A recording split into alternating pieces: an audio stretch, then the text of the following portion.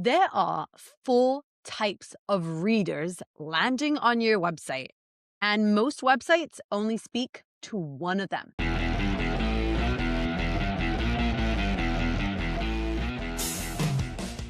Welcome back to Heart Before Cart. Today we're talking about your readers. Here's the thing. If you're only speaking to one of your readers, that means you're basically telling three other types of readers to go away.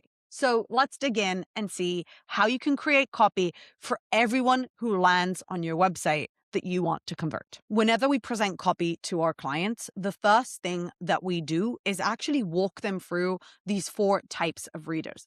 And the reason we do that is because oftentimes it's actually easy to get in our own head. And when we're evaluating copy, we're reading it in a way that works for us. We're thinking about how we read copy and we're assessing it and evaluating it based on how we read copy. But there are different types of way that people actually consume and understand messaging. And that's why it's so important before reading any line of copy to actually understand who your customers are and how they read. Thing is, often how people read matters more than what you actually say. Understanding how people consume content helps us not just write better copy, but also design an experience that helps them read and understand what we're saying. We can't always know how our prospects really read content. So we need to write and design our copy in a way that caters to all of them. And that way, you're not losing the people that you really want in the funnel. To get started, if you happen to be able to open your homepage right now, go ahead and do that right now and listen to this episode and ask yourself, am I catering to these readers? Who have I missed? And if you're driving, you can also do this later when you're not. So reminder, the people reading your page are actively making a decision on whether to buy from you or not. The first reader is the skimmer. The skimmer represents about 20 to 25% of your readers, and they take 3 to 5 seconds to scan your page. This means that from the moment they land, what they do is only scan headlines. They are essentially scrolling through your page, looking at the different headlines and hoping something will click. They don't read the subheads. They don't go into more content. They don't usually even click through to things. They search for something that will catch their eye, that will feel right. And then what they actually do is, out of habit, they will just send this to a colleague. They will just say, this seems interesting, or I found this. Can you dig in to this? Can you find out more? So these are the people who are essentially just coming for a quick check. When they scan your headlines, it doesn't have to actually be the first headline on the page that grabs them. It just has to be something along the page that connects with them in a way that they're like, oh, this is curious. I want to find out more. So once they do that, they send it over to a colleague and they basically say, hey, can you look into this more? The next type of reader is the data hunter. The data hunter actually spends a little more time on your page. They spend between 30 to 60 seconds. And what they do is they read the full hero section and then they start hunting for numbers. So they're scrolling through the page with their eyes naturally navigating towards graphs, numbers, and proof. Their eyes are naturally drawn to stats like X% increase or X% success rate to validate promises from the headlines and your hero section.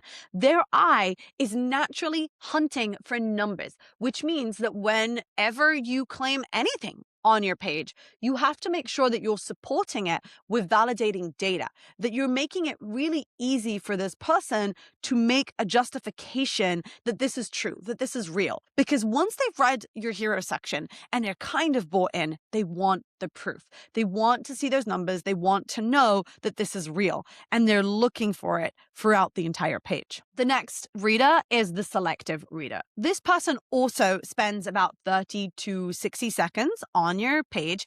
And what they're doing is they're reading a little more. So after reading your hero section, they then start scrolling. And what they're looking for is the headline and the subhead. The subhead is meant to give you a little bit more context. So what they want is a little bit more information than the scanner, for example. And they want to know that it will give them enough confidence without doing too much reading. They're not going to spend time going through different pages and reading through the whole thing. They just want to look at the headlines, validate that this is exactly what they were looking for. They want to read the subhead as an additional story of, yes, this makes sense. Yes, this is what I'm looking for. They are absorbing more of the meaning. And that's why it's so important that your subhead is connected to your headline, but they're not deeply reading every sentence on your page. And finally, we have the detail-oriented reader. The detail-oriented reader is the person that reads every single thing on your page. These are usually the people who are a lot more detail-oriented. They'll be the technical people on the team or some copywriters or people that need to really read everything to make a decision. They take all the time that they need. They want to feel validated. They need to clearly see everything on the page before making any kind of decision. And as I mentioned, most of them are more technical people, and they might even be the people who end up using the actual product. So what should you do about these 4 readers, and why should you care at all? Thing is, you probably, while I was explaining this to you, might have identified the type of reader that you are. But on your website right now, there's not just one type of reader. All 4 types of readers are actively on your website trying to make a decision, and your page has to speak to all of them. This week, while we were presenting copy, Sophia from my team actually gave a great example. You know how you go into different subreddits and you find things that say like, tell me a horror story in 3 words, or tell me an X kind of story in 3 or 5 words. Every headline should theoretically do that. You should actually be able to tell a full story in your headline, and it should stand on its own, and people should be able to look at it and understand clearly where it starts, where it ends, and what it means. Here's another thing you should know. Readers don't follow linear paths. They scroll down, they catch something interesting, they scroll back up. Headlines should make sense in any order, top to bottom or bottom to top.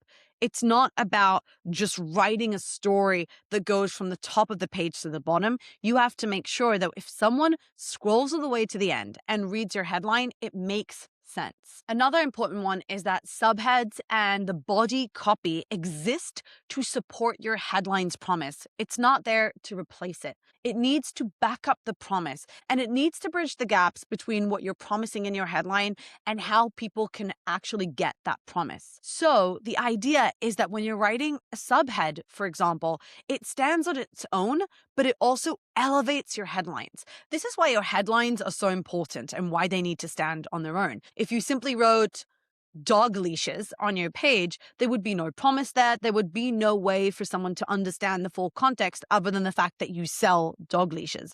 And the subhead would have too much work to do. But if 2 types of your readers aren't reading the subheads, you've lost them. So anytime you write body copy or subheads, make sure that they're connected to your headline and supporting them. Here's another thing you should know. Design really matters. Design should amplify your message, and it should also make it super easy to read your content. For example, yes, black backgrounds look very cool with white font on them, but they're really hard to read. And in addition to that, when people are scanning your page, especially the data hunters, they want to see numbers, bold text, and data points that can act as proof to what you're saying. So it's important to amplify whatever you're saying with your design. It can't just work against what you're saying.